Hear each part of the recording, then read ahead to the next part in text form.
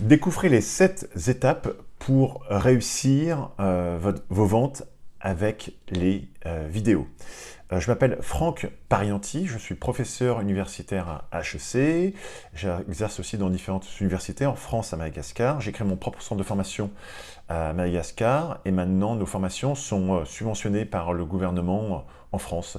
Et on va jusqu'à un exécutif MBA avec l'université Paris de la Sorbonne et IFG.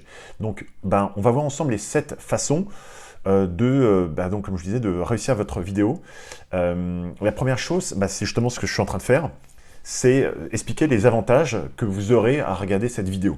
Ce qu'il faut faire et ce qu'il ne faut pas faire.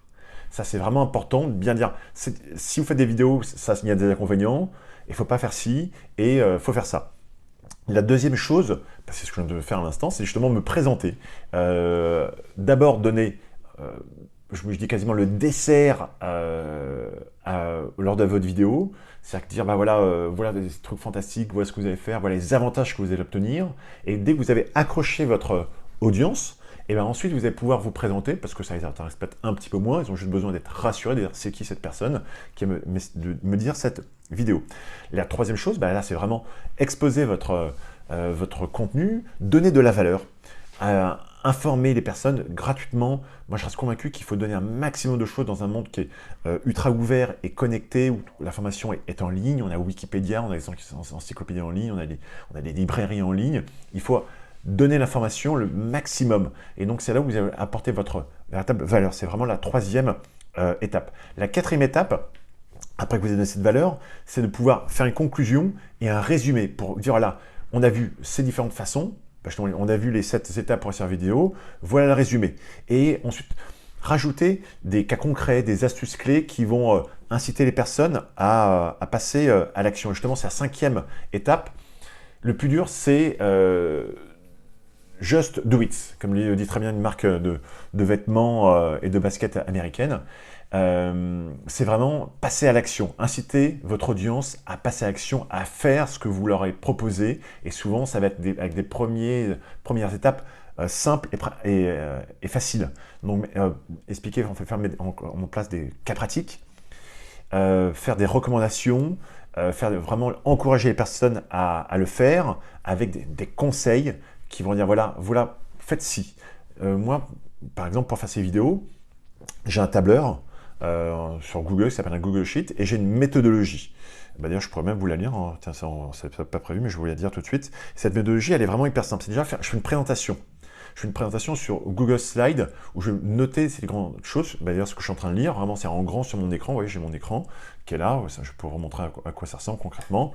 Voilà, ça ressemble à ça. Voilà, là, je suis sur mon écran et j'ai mon Google Slide qui ressemble à ça. Vous voyez, je peux pas être plus grand, j'ai pas besoin de mettre mes lunettes pour regarder. Et donc, ma méthodologie est quoi? Je vais vous la lire. Je fais donc une présentation. Je mets les vidéos sur un Google Drive. Ensuite, on va monter la vidéo. Ensuite, on va publier sur LinkedIn, sur le compte Business Digital. Ensuite, on va mettre des dates séparées et on va les publier sur les autres réseaux. On va récupérer le contenu, on va en faire un podcast. On va ensuite publier le podcast, c'est la 6e étape, avec encore.fm. 7e étape, ensuite, on va la publier sur YouTube Studio en planifiant la publication et date ultérieure que LinkedIn. L'idée, c'est qu'on la publie tout de suite sur LinkedIn, mais on la met plusieurs jours après sur YouTube, pour comme ça les personnes, elles vont pas voir la même vidéo un peu partout. Elles vont peut-être oublier, incroyable que les gens ont vu ma vidéo sur LinkedIn il y a peut-être une semaine, et une semaine après, forcément, on la met sur YouTube, parce qu'il y a un outil qui va permettre de planifier ces publications vidéo avec l'outil qui s'appelle YouTube Studio. Ensuite, on va planifier sur la page Facebook Business Digital avec l'outil qui s'appelle YouTube Creator Studio. Donc, on va mettre encore une date ultérieure. Donc, ça sera 2 semaines après la publication qui a commencé sur LinkedIn. Et ensuite, une semaine après, donc au bout de 3 semaines, on va publier sur la page Facebook, enfin non, c'est un lapsus, sur la page Instagram avec pareil l'outil Facebook Creator Studio. Et ensuite, on va la publier sur le site internet et on va intégrer. Donc, voilà notre méthodologie qui est en 10 étapes. Donc, voilà un peu comment nous on fonctionne. Et donc, quand vous allez réussir cette étape pour réussir votre vidéo, c'est vraiment vous refaire un process et inciter les personnes à mettre en place des cas pratiques. J'en arrive. Maintenant, j'en ai fini, voilà. Les appels à l'action, justement, la 7e étape, c'est l'appel à l'action.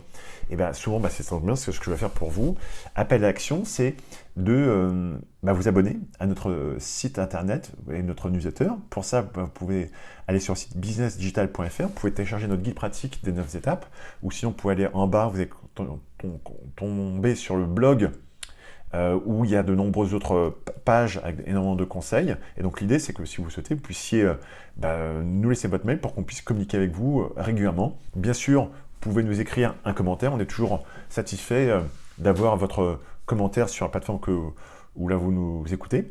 Et je vous incite vraiment ensuite à nous contacter si vous le souhaitez pour obtenir nos formations, c'est un lapsus, c'est vos formations, maintenant c'est à vous. On peut vous proposer, vous offrir, vous former.